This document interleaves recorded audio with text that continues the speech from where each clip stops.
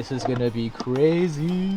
We are here tonight at Eurocharged Boston because the AMG GTS is getting a very exciting modification. And that modification is 9-stage traction control. It's gonna be world's first AMG GTS with 9-stage traction control. And how long did it take to develop? A year?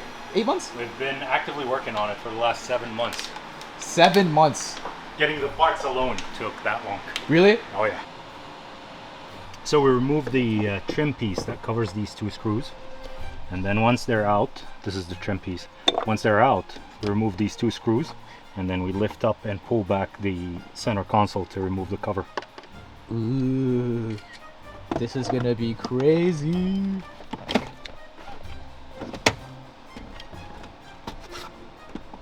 And just like that, halfway done. Yes, sir. Literally halfway done. Really? Actually? I was kidding. No, we are almost there. Wow. There's no police around here, right? Well, it's not the lack of police. It's the lack of ambulance is what you need to be concerned about. Honestly, this process will be faster if I was not making a manual at the same time. Oh yeah, for sure. So basically what the custom harness is, it's a Y cable to tap into the what's called the LIN bus of the car.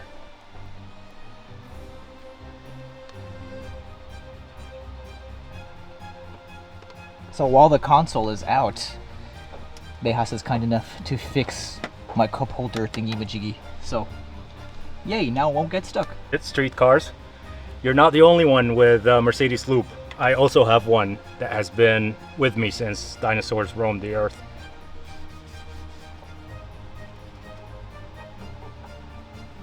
Alright, so that lowers the resistance, the rolling resistance on the cover. This block of foam right here is perfectly sized, and it also has a flat surface to glue to put some what is it called, E6000, like a dap here, and then glue it in place, and that fixes the problem.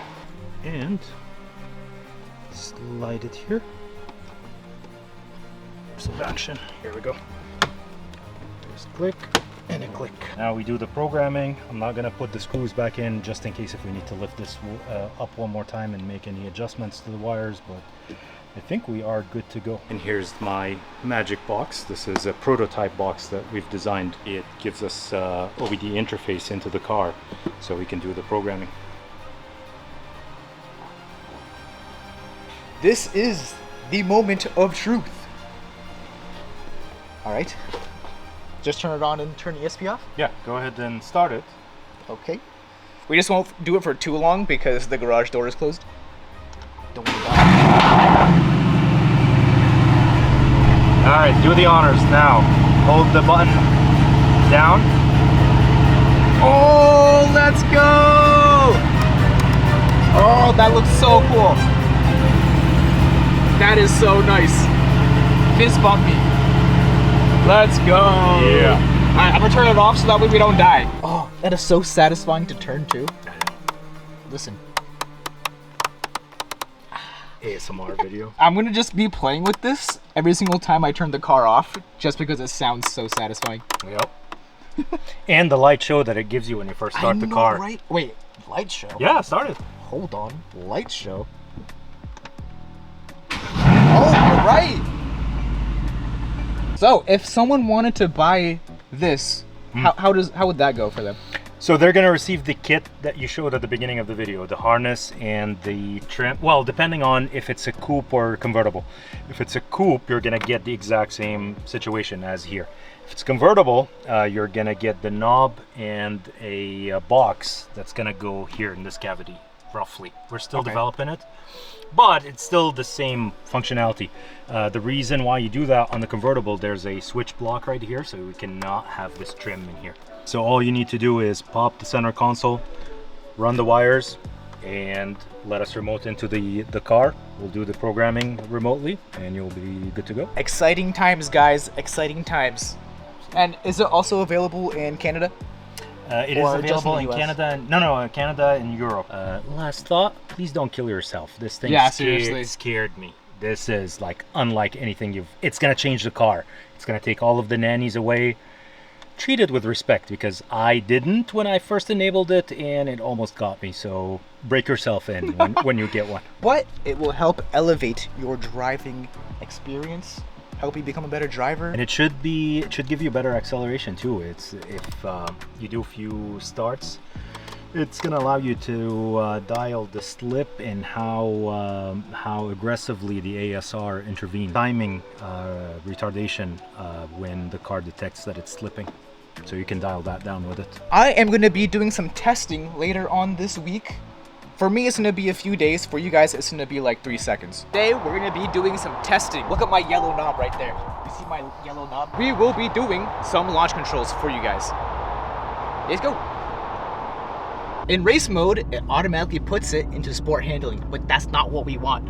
So, we will just hold the button down all the way. Look at this. First things first, we'll just leave it all the way on, show you guys. That can be a little bit invasive.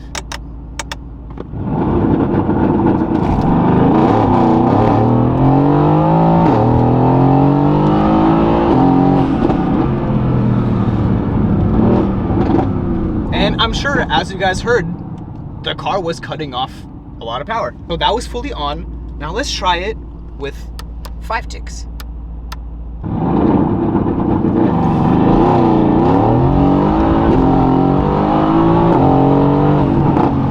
Okay, that was better than the first one. I mean, I guess that the more we do this, the more we're warming up the tires. So that could also be a factor. But let's try it fully off.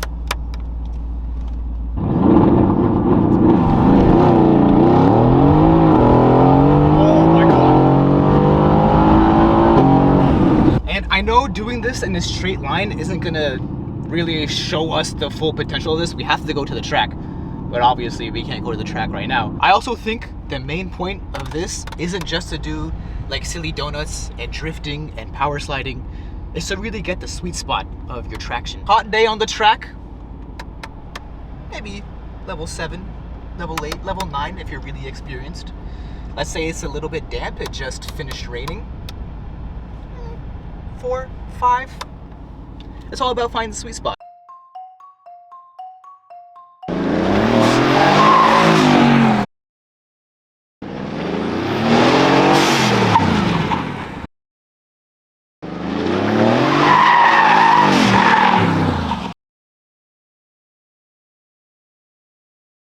So as you guys have seen from the previous footage, there are 9 different stages. It doesn't really say it in the manual, but every single tick that you turn it to the left, aka more off, it decreases the intervention of the system by 11%. I was able to get in touch with F1 Mike, the engine builder in Falterbach, and it was confirmed by him that it's 11%. All right, let's do a second gear pull.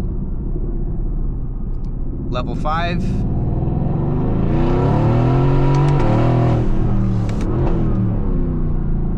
And that's interesting. I don't know if the camera caught that, but the TC knob started flashing. That was pretty cool to see, because usually before like this knob was installed, it would just flash over here. All right, let's put it to 6. Let's see if we can get a little bit tail happy over here.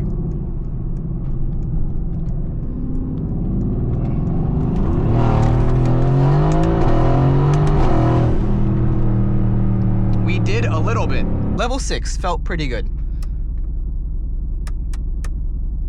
Level 9, aka fully off, we will not be doing anything like that today. And by level 8, I mean like 8 clicks to the left. We are almost fully off.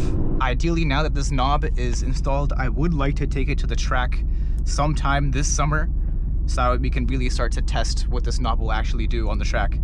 Second gear pull.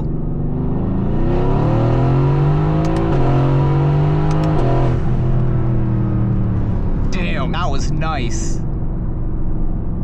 No issues with slip or anything at all, and the ground is like kind of damp still from the rain. But let's see how we do around this corner again.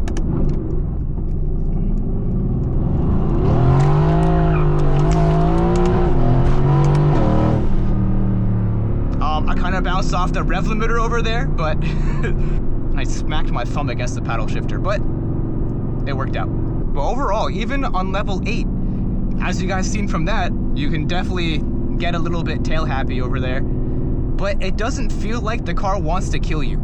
It just wants to scare you. I did feel like the car kind of like caught itself too, but obviously depending on your speed and everything like that, then it'll change. With great power comes great responsibility. Overall, this traction control knob is such a game changer. I can see why in the AMG GTR they would charge so much, because this gives you so much customizability and a different driving experience. But the good news is, if you guys have a base GT, a GTS, or a GTC and you want this, you can have it installed. You can literally do it yourself. All you gotta do is either DM me on Instagram or DM or email Eurocharged Boston. I think level 8, yeah, level 8 felt the best, because it gives you that little bit of protection that you need, especially in damp conditions like right now.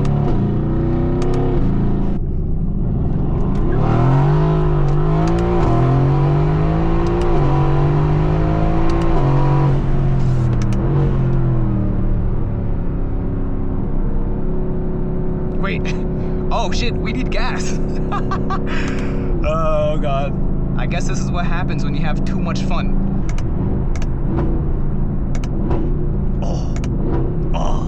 I will never get tired of these downshifts too. Oh my gosh. So I guess my overall impressions of this knob is it makes the driving experience really, really, really fun. You couldn't really do this in a stock GTS or a GTC, because with this button, you can either just keep it fully on, sport handling mode, or fully off.